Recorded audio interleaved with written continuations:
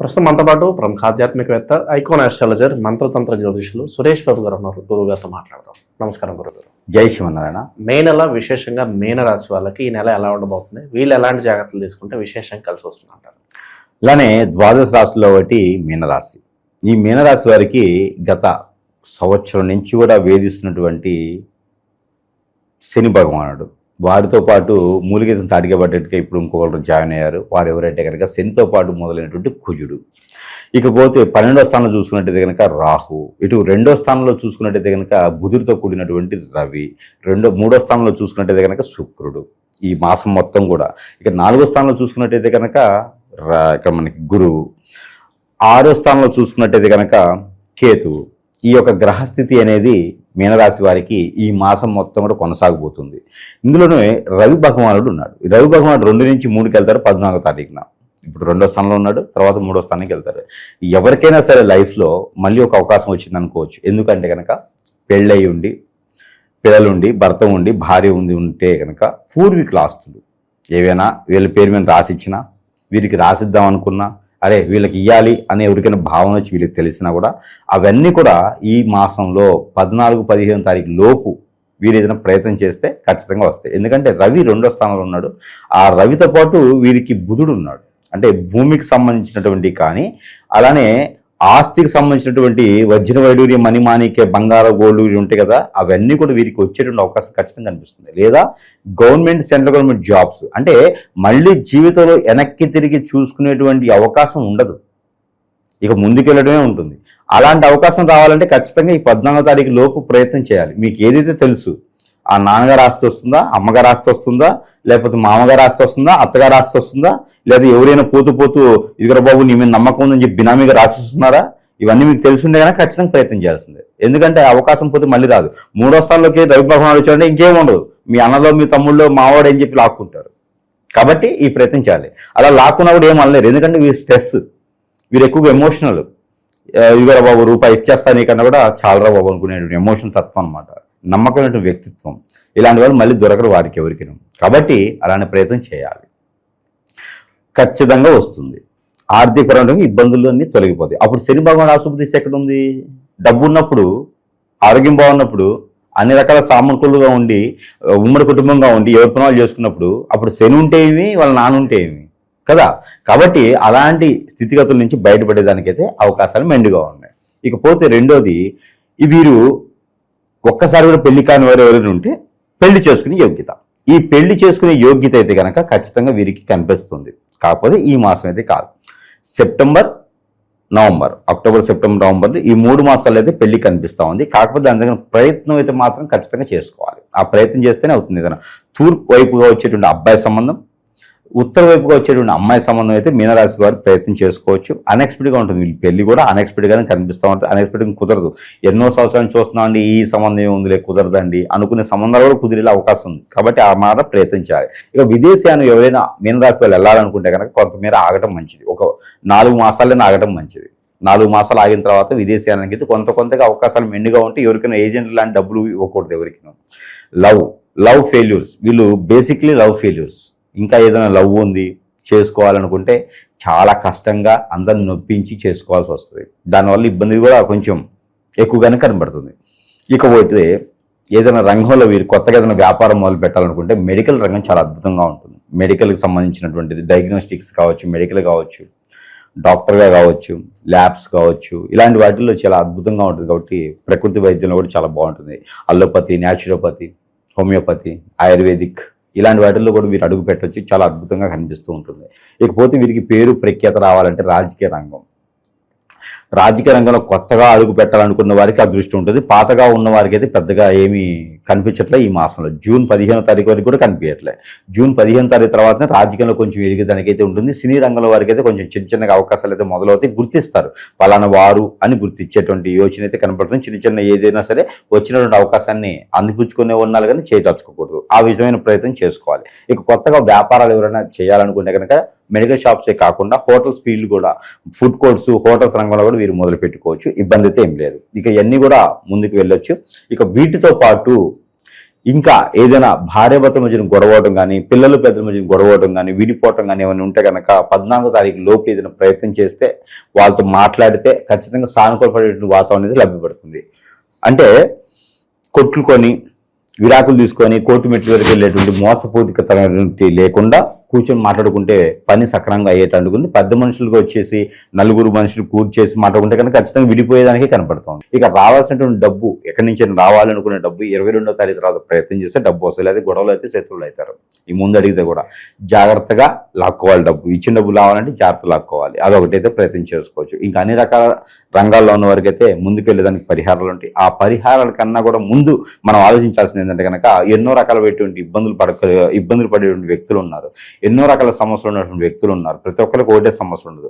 మా ఫ్రెండ్ ఉన్నాడండి, మాది మీనరాశి అంటారు, ఆయనేమో ఎమ్మెల్యే కొడుకో లేకపోతే ఏదో మంచి జాబ్ చేస్తున్నాడు, నాది మీనరాశే, నేను కప్పులు కడుక్కుంటున్నాను అనేటప్పుడు ఉంటారు. అట్లా ఏంటంటే మనకి గ్రహాలు కొన్ని ఉంటాయి, దశలు అంతర్దశలు ఉంటాయి. మనం పుట్టినప్పుడు గోచార ప్రకారంగా ఉండేటువంటి గ్రహాలు ఉంటాయి.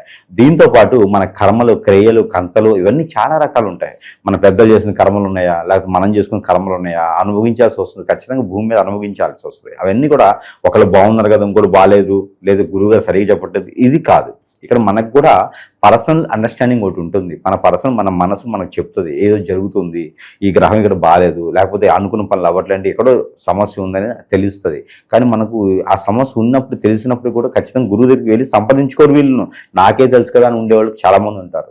ఇంకా లేకపోతే వాళ్ళు సరిగ్గా చెప్పర్లే అనేటువంటి చాలామంది ఉంటారు. కొంచెం దాని గురించి చూసి ఆలోచించుకోవాలి. దాంతోపాటు ఇకపోతే వీరు పెళ్లి చేసుకోవాలంటే కనుక మేషరాశి వాళ్ళని చేసుకోవచ్చు, కర్కాట రాశి వాళ్ళని చేసుకోవచ్చు, సింహరాశి వాళ్ళని చేసుకోవచ్చు, అలానే తులరాశి వాళ్ళని చేసుకోవచ్చు, ధనుసు రాశి వాళ్ళని కూడా చేసుకోవచ్చు. అట్రాక్షన్ ఉంటుంది, పెళ్లి చేసుకోవచ్చు, బాధ్యత ఉంటుంది, అన్ని రకాల బాగుంటాయి. అంతా వీరికి అన్ఎక్స్పెక్టెడ్గా ఉంటుంది కాబట్టి అది చెప్పాల్సి వచ్చింది. ఇకపోతే వీరు అనుకున్న పనులు ముందుకు వెళ్ళట్లేదు, ఏ పని చేద్దామన్నా అవ్వట్లేదు, ఆరోగ్య సమస్యలు వీరికి కొంచెం కనిపిస్తూ ఉన్నాయి. ఆస్తమా లాంటివి, టీబీ లాంటివి, క్యాన్సర్ లాంటివి, ఇలాంటి యూట్రస్లు ప్రాబ్లం లాంటివి, అలానే మజిల్స్ పెయిన్ ఇలాంటివి అయితే ఖచ్చితంగా కనబడుతుంది. కాబట్టి బ్రెయిన్ ట్యూబర్, ఆస్తమా, అలానే సైనిస్ లాంటి సమస్యలు ఎక్కువగా కనబడుతూ ఉన్నాయి. వీరు బోలాశంకర్లా ఉంటారు అన్నమాట. కాబట్టి ఇలాంటి సమస్యలు ఎక్కువ కనిపిస్తూ ఉన్నాయి. కాబట్టి ఆ యొక్క తగ్గడాలి అంటే కనుక ప్రికాషన్స్ ఖచ్చితంగా వీరు తీసుకోవాల్సిందే. ఆ ప్రికాషన్స్ తీసుకుంటేనే కొంతమేర వీరికి ఇబ్బంది లేకుండా ఉండేటువంటి యోచన ఉంది. అలానే మనకి పరిహారాల కన్నా కూడా ముందు ముఖ్యమైనటువంటి విషయం ఏంటంటే కనుక ప్రతి ఒక్క విషయం కూడా జాతకంలోనో, దశ అంతర్దశలోనో, గోచార ప్రకారంగానో, నవాంశలోనో ఇవన్నీ కూడా కొన్ని తెలియవండి. జాతకం ఉంటుంది. జాతకం ఏం చెప్తుందంటే నువ్వేం చేస్తే బాగుంటుంది, ఏం చేయాలని తెలుస్తుంది. మనకున్న సమస్య పోగొట్టదు. దాన్ని ప్రత్యామ్నాయంగా ఈ పరిహారం చేసుకోండి ఇట్లా ఉంటుందని చెప్తారు అంతే. ఇక్కడ ఈ రోజుల్లో మనకు ఉన్నటువంటి సమాజం ఏంటంటే భార్యాభర్తల మధ్యన విభేదాలు, విడిపోవటం, సంసారాలను నిప్పులు పోయటం, ఇవన్నీ కూడా మూడవ వ్యక్తి రావడం ద్వారా జరుగుతుంది.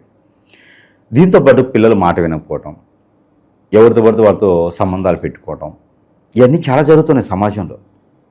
ఎన్ని కేసులు వస్తున్నాయి. ఇవన్నీ కూడా జాతకంలో రావండి, జాతకంలో ఉండవు. ఇవన్నీ కూడా హిప్నాటిజం, బ్లాక్ మ్యాజిక్, వశీకరణం, భాగముఖి, భానుమతి, ఏక్షిని, రూమావతి, ధూపావతి, అలానే స్పిరిట్, ముందు పెట్టడం, ఇలాంటివి ఇంకా చాలా రకాలు ఉన్నాయి. ఇంకా ఎన్నో రకాలు ఉన్నాయి. ఇవన్నీ కలిగి మనకు తెలియదండి. మన మీద కన్నేసిన వాళ్ళు, మన పిల్లల మీద కన్నేసిన వాళ్ళు, మన భార్య మీద భర్త మీద కన్నేసిన వాళ్ళు చేయించేటువంటి క్రియలు ఉంటాయి. ఈ రోజుల్లో గాలి పనికి మనోళ్ళు, అవ్వార రంగాల్లో చాలామంది ఉన్నారు. వీళ్ళంతా కూడా ఎదుటి వాళ్ళ కళ్ళలో నిప్పులు పోయేదానికి, సంసారం నిప్పులు పోసేదానికే సిద్ధంగా ఉన్నారు. అలాంటి మనం గ్రహించుకోవాలి. మనకు ఉండే సిమ్టమ్స్ కూడా చాలా రకాలు ఉంటాయండి. ఏంటంటే ఆకలి అవ్వదు, నిద్ర పట్టదు, ఆందోళన, చికాకు, కోపము, చిరాకు, ఒక పని ముందుకు వెళ్ళదు, అష్టదిబ్బందన అయిపోతుంది.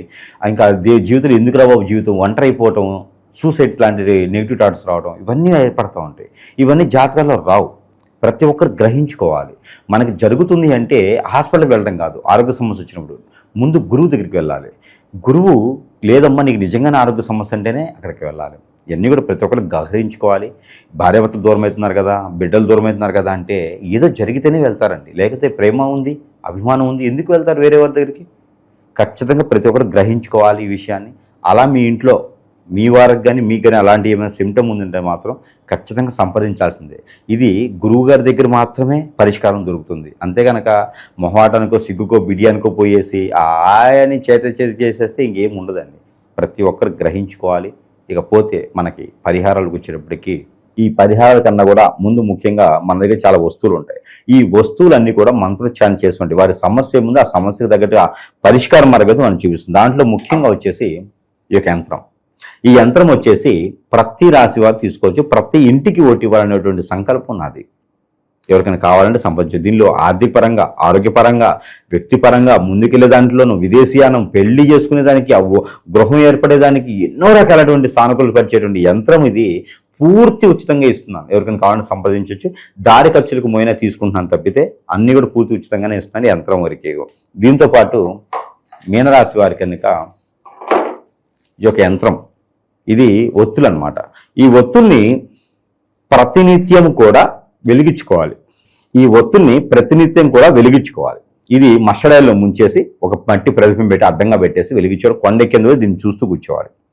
వీరి మీద జరిగిన చెడు క్రియలు, కర్మలు, పితృదోషాలు, ఇవే కాకుండా గ్రహరీత్య దోషాలు కూడా తొలగిపోయేలా ఉంటుంది. ఇందులో 11 ఉంటాయి. ఇలాగ 2 రకాల కోర్సులు తీసుకోవాలి. 2 రకాల ఒత్తులు ఉంటే వారి సమస్యను బట్టి ఉంటుంది. ఈ రకమైన ప్రయత్నం చేసుకోవచ్చు.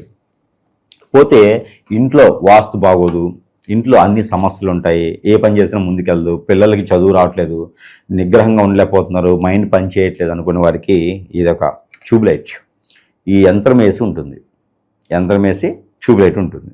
ఈ ట్యూబ్లైట్ని ప్రతి ఒక్కరు కూడా ఇంట్లో పెట్టుకుంటే ఇంట్లో ప్రశాంతమైన వాతావరణం, డబ్బులు వస్తాయి, ఒకరికొకరికి కీచులాడుకున్నట్టు కూడా అభిమానం, ఆప్యాయతగా ఉంటారు, ఎన్నో రకాల సానుకూల పడే వాతావరణం, పిల్లలు మాట వింటారు, పిల్లలకి బ్రెయిన్ పని చేస్తుంది, ఎగ్జామ్స్లో ముందుకెళ్తారు, ఎన్నో రకాలు బాగుంటుంది. కాబట్టి ఇది ఏ రూమ్లో పెట్టుకోవచ్చు, ఇంట్లో పెట్టుకుంటే చాలు. ఇలాంటి ఎన్నో రకాలైనటువంటి వస్తువులు మన దగ్గర లభ్యపడుతూ ఉన్నాయి. అవన్నీ కూడా మనం మంత్రోచ్చారణ చేసి ఉంటే ఎవరికైనా కావాలంటే కూడా సరస్వమైన ధరలను వారి చెంతకే చేయడం సదవకాశం మన దగ్గర ఉంది. కాబట్టి వారు దాన్ని సద్వినియోగం చేసుకొని లబ్ధి పొందాలని మనస్ఫూర్తిగా కోరుకుంటున్నాను. అలానే దేవుని అనుగ్రహం కూడా ఖచ్చితంగా కావాలి. దానికన్నా ముందు ఈ యొక్క మీనరాశి వారికి white and black and green and yellow, ఈ 4 కలర్స్ కూడా వీరికి అద్భుతంగా కలిసి వస్తాయి. దీంతో పాటు వారాలు కూడా తీసుకోవాలి మనం. వారాలు కూడా ఏంటంటే మీనరాశి వారి సోమవారం, గురువారం 2 వారాలు కూడా అద్భుతంగా ఉంటాయి. వీరికి నెంబర్ కూడా 4, 6, 9 ఈ 3 నెంబర్లు కూడా వీరికి అద్భుతంగా ఉంటాయి. ఇక మీరు అన్నట్టుగా పరిహారాలకు వెళ్ళాలి. పరిహారాలకు వచ్చేప్పటికి వీరికి చంద్రునికి దానం చేయాలి. బియ్యం 1 కిలో పావు, ఒక వైట్ తువ్వాల, ఒక ప్రతిమ, వెండికి సంబంధించినటువంటి ప్రతిమ తీసుకొని ఎక్కడైనా నవగ్రహాల్లో చంద్రుడి గ్రహానికి దానం చేయాలి. లేదంటే ఏదైనా బ్రాహ్మణత్వంలో తీసుకున్నారంటే వారికి దానం ఇచ్చేస్తే కనుక అష్టైశ్వర్య ప్రాప్తి కలుగుతుంది. ఎక్కడైనా సమీపంలో నది, వాగు, ఏరు, సెలయేరు ఉంటే ఏదైనా సోమవారం రోజున స్నానం చేసి వస్తే వీరికి కలిసి వస్తుంది. దాంతోపాటు రావి చెట్టు దగ్గర గురువారం సాయంత్రం సమయంలో దీపారాయణ చేస్తే కనుక అప్పులు బాగా తీరిపోతుంది. ఇలాంటి ఎన్నో రకాల పరిహారాలు చేసుకోవచ్చు. వీరే తీసుకోవాల్సిన పరిహారం అంటే గ్రీన్ కలర్ నిమ్మకాయ ఒకటి, ఎగ్ ఒకటి, 2 కలిపేసి 21 రోజు దిష్టి తీసుకోవాలి. ఏ రోజు ఆ రోజే దిష్టి తీసుకొని పొదలకొని చెట్టల్లో పెట్టాలి, నీళ్ళలో పడేయాలి. ఇలా చేసినట్టయితే కనుక అష్టైశ్వర్య ప్రాప్తి కలిగేదానికైతే ఆస్కారం దొరికేదానికైతే కనిపిస్తుంది. ఇలాంటి చిన్న చిన్న పరిహారాలు చేసుకుని అదృష్టవంతులు అవ్వచ్చు. మంచి విశ్లేషణ అందించారు. ధన్యవాదాలు.